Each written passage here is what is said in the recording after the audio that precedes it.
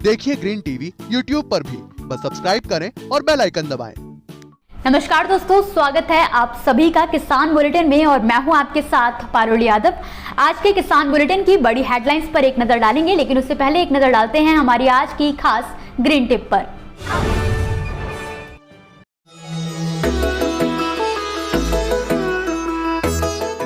करेले की खेती में भी वही बात आती है। एक तो सबसे पहले खेत का चुनाव आपको इस प्रकार का करना है जिसके अंदर आपका ड्रेनेज की समस्या अच्छा प्रबंधन हो, यानी कि एक्स्ट्रा पानी हो उसको निकालने की निकासी बहुत अच्छी होनी चाहिए, क्योंकि जितनी भी सब्जी वाली फसलें हैं ये अधिक पानी को बर्दाश्त नहीं कर पाती।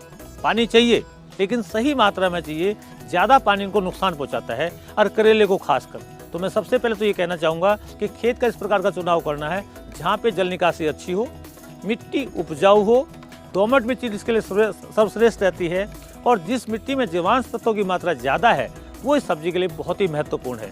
लेकिन जहाँ पे जीवांश तत्वों की मात्रा कुछ कम है तो मैं उन किसान भाइयों को बताना चाहूँगा कि वो देसी खाद का ज़्यादा से ज़्यादा मात्रा में प्रयोग करें, चाहे वो वर्मी कंपोस्ट हो, चाहे वो फार्म यार्ड मैन्योर हो, चाहे बायोगैस स्लरी हो।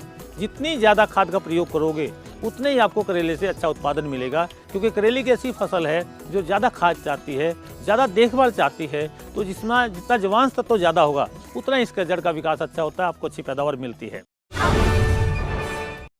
दोस्तों, आपको हमारी आज की खास ग्रीन टिप कैसी लगी और आपका इस पर हमारे लिए क्या सुझाव है, हमें कमेंट बॉक्स में लिखकर जरूर बताएं। फिलहाल अब जल्दी से एक नजर डालते हैं खेती किसानी और कृषि भारत से जुड़ी आज की बड़ी हेडलाइंस पर।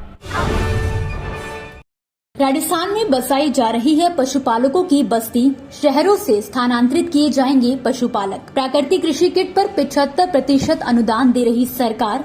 देसी गाय पालन पर हर महीने मिलेंगे 900 रुपए। एनसीआर में डीजल के 10 साल पुराने कृषि वाहनों को मिली राहत। 2025 तक और इस्तेमाल कर सकेंगे किसान।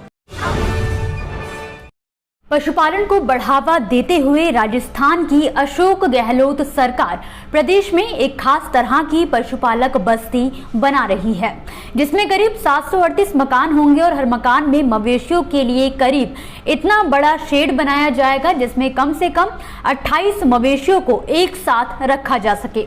हर मकान में चारा रखने के लिए एक स्टोर बनाया जाएगा ताकि पशुओं के खाने की व्यवस्था सुचारू ढंग से की जा सके।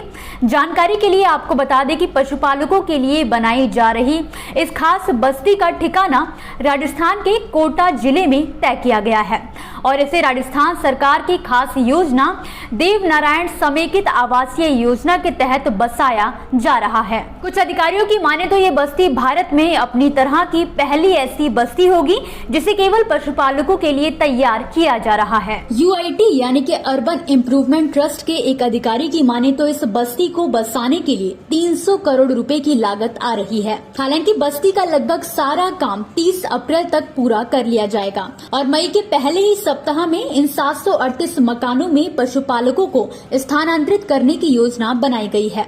अब बात आती है कि इस पशुपालक बस्ती में मिलने वाली सुविधाएं क्या क्या हैं। तो अधिकारियों की माने तो ये बस्ती पूरी तरह से हाईटेक होगी। बस्ती में स्कूल, प्राथमिक स्वास्थ्य केंद्र, पशु अस्पताल, सामुदायिक भवन, सोसाइटी कार्यालय बनाया गया है। इसके अलावा पुलिस चौकी, पार्क, दूध मंडी और थिएटर भी बनाए गए हैं। वहीं हर मकान में 2 कमरे, रसोई, शौचालय, बरामदा और चारा घर बनाया गया है।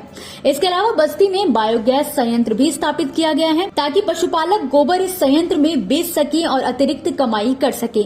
जाहिर है कि इस बस्ती में शहरी पशुपालकों को बसाने की योजना है ताकि शहरों को पशुपालकों द्वारा किए गए अतिक्रमण और छुट्टा पशुओं से निजात दिलाई जा सके। प्राकृतिक खेती को बढ़ावा देने में जुटी केंद्र व राज्य सरकारें आए दिन इसे लेकर नए नए फैसले ले रही हैं। इसी कड़ी में अब मध्य प्रदेश सरकार ने बीते सोमवार को प्राकृतिक खेती के हित में एक बड़ा ऐलान किया है, जिसके तहत देसी गायों का पालन करने वालों को सरकार की तरफ से हर महीने 900 रुपए की आर्थिक सहायता उपलब्ध कराई जाएगी। इसके अलावा प्राकृतिक कृषि किट के लिए भी सरकार द्वारा किसानों को 75% का अनुदान दिया जाएगा। आपको बता दें कि प्रदेश की मुख्यमंत्री शिवराज सिंह चौहान ने भी 5 एकड़ जमीन पर प्राकृतिक खेती करने का फैसला किया है ताकि राज्य के किसान उनसे भी प्रेरणा ले सकें। जानकारी के अनुसार बीते सोमवार को शिवराज सिंह चौहान ने नीति आयोग द्वारा इनोवेटिव कृषि पर आधारित राष्ट्रीय कार्यशाला को संबोधित करते हुए इस बात का ऐलान किया है। ज्यादा से ज्यादा किसान सरकार की इस योजना का लाभ ले सकें, इसके लिए हर गांव में किसान मित्र और किसान दीदी की व्यवस्था भी की गई है, जो कि गांव-गांव जाकर प्राकृतिक खेती के मास्टर ट्रेनर के तौर पर काम करेंगे। कार्यशाला के दौरान शिवराज सिंह चौहान ने बताया कि मध्य प्रदेश में कुल 52 जिले हैं और प्रारंभिक रूप से हर जिले के 100 गांवों में प्राकृतिक खेती को प्रोत्साहित करने के लिए तरह तरह की खास गतिविधियां चलाई जा रही हैं। अभी की अगर बात करें तो आगामी खरीफ सीजन से प्रदेश के करीब 5200 गांवों में प्राकृतिक खेती की शुरुआत की जाएगी। आज के वक्त में दिल्ली एनसीआर में बढ़ता प्रदूषण चर्चा के लिए अहम मुद्दा बन चुका है। ऐसे में जहां प्रदूषण में कमी लाने के लिए सरकार तरह तरह के नियम लागू कर रही है, तो अभी कुछ वक्त पहले ही नेशनल ग्रीन ट्रिब्यूनल ने दिल्ली एनसीआर के शहरों में 10 साल पुराने डीजल और 15 साल पुराने पेट्रोल के वाहनों पर रोक लगा दी थी, जिसका सीधा असर आसपास के किसानों पर पड़ता नजर आ रहा था, जिसके चलते किसानों द्वारा इस फैसले का जमकर विरोध भी किया गया था। किसान आंदोलन के दौरान इस फैसले के विरोध में किसान संगठनों ने तर्क दिया था कि एनजीटी के इस फैसले से खेती किसानी को बेहद नुकसान होगा। ज्यादातर किसान इस स्थिति में नहीं है कि खेती के लिए अपग्रेडेड वाहन ले सकें, जिसके चलते अब खुद ही सरकार ने दी हरियाणा लॉ एक्ट 2019 में संशोधन कर किसानों को राहत दे दी है, जिसके तहत अब राष्ट्रीय राजधानी क्षेत्र में शामिल हरियाणा के 14 जिलों में डीजल से चलने वाले 10 साल पुराने कृषि वाहनों को जून 2025 तक की छूट दी गई है। दरअसल हरियाणा विधानसभा में लाए गए इससे संबंधित विधेयक को राज्यपाल ने भी अपनी मंजूरी दे दी है। इन जिलों में गुड़गांव, फरीदाबाद, नूंह, पलवल, सोनीपत, करनाल, पानीपत, झज्जर, जिंद, रोहतक, महेंद्रगढ़, भिवानी, चरखी दादरी, रेवाड़ी शामिल हैं। इस बात की जानकारी हरियाणा के कृषि एवं किसान कल्याण विभाग द्वारा ट्वीट करके दी गई है। ये थी वो खबरें जिन्हें हमने आप तक विस्तार से पहुंचाया, लेकिन अब हम बात करेंगे कुछ ऐसी खबरों की जिनके बारे में भी आपके पास जानकारी होना बेहद जरूरी है। तो चलिए फटाफट से एक नजर डालते हैं खेती किसानी और कृषि भारत से जुड़ी आज की छोटी बड़ी अपडेट्स पर। उत्तर प्रदेश विधानसभा चुनाव में जीत हासिल करने के बाद भाजपा सरकार एक बार फिर एक्शन मोड में आ गई है। योगी सरकार ने छुट्टा पशुओं की समस्या के समाधान के लिए गुजरात मॉडल अपनाने का ऐलान कर दिया है। जी हां, गुजरात मॉडल, जिसके तहत प्रदेश में हर पशु की टैगिंग करना अनिवार्य होगा और पशुपालकों के पास लाइसेंस का होना जरूरी कर दिया जाएगा। बिना टैगिंग वाले पशुओं को जब्त कर उनके मालिकों पर जुर्माना भी लगाया जा सकता है। पंजाब में किसानों को दोहरा झटका लगा है।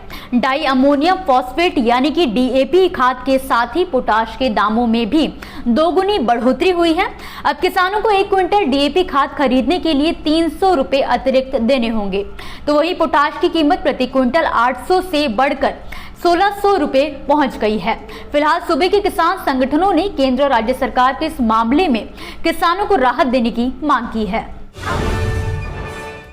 मध्य प्रदेश के मुख्यमंत्री शिवराज सिंह चौहान ने सोमवार को मंत्रालय में गेहूं के निर्यात और गेहूं चना खरीद व भुगतान की समीक्षा करते हुए निर्देश दिए हैं कि चना, सरसों, मसूर और गेहूं की खरीदी जिन किसानों से समर्थन मूल्य पर की गई है, उन्हें सभी लंबित भुगतान 2 मई तक कर दिए जाएं। इसके अलावा जो किसान फसल अभी नहीं बेचना चाहते हैं, तो उन्हें किराए पर वेयर हाउस में फसल रखने की सुविधा उपलब्ध कराई जाए, जहां किसान कम से कम 3 महीने तक अपनी फसल सुरक्षित रख सकेंगे। पश्चिमी उत्तर प्रदेश के मुरादाबाद जिले के रहने वाले एक किसान ने टंच विधि के इस्तेमाल से करीब 23 फीट लंबा गन्ना उगाया है, जो पूरे जनपद में इस समय चर्चा का विषय बना हुआ है। किसान का नाम मोहम्मद मुबीन बताया जा रहा है। खास बात यह है कि मुबीन इस समय अपने खेत में आने वाले हर किसान को इस विधि के बारे में जानकारी दे रही हैं। विश्व में बढ़ती गेहूं की मांग को देखते हुए इस साल सरकार ने देश भर में रिकॉर्ड 444 लाख मीट्रिक टन गेहूं खरीदने का लक्ष्य तय किया है, जिसमें से अब तक सरकार द्वारा किसानों से 136 लाख मीट्रिक टन गेहूं की खरीद की जा चुकी है। खास बात यह है कि एमएसपी पर गेहूं खरीद के मामले में इस समय पंजाब और हरियाणा सबसे आगे चल रहे हैं, जबकि मध्य प्रदेश इस बार पिछड़ता हुआ नजर आ रहा है। यहाँ अभी तक केवल 26 लाख मीट्रिक टन गेहूं की खरीद की गई है। इसी के साथ आज के किसान बुलेटिन की बड़ी खबरों में फिलहाल के लिए बस इतना ही। आप मुझे दीजिए इजाजत और देखते रहिए ग्रीन टीवी। नमस्कार। देखिए ग्रीन टीवी यूट्यूब पर भी, बस सब्सक्राइब करें और बेल आइकन दबाएं।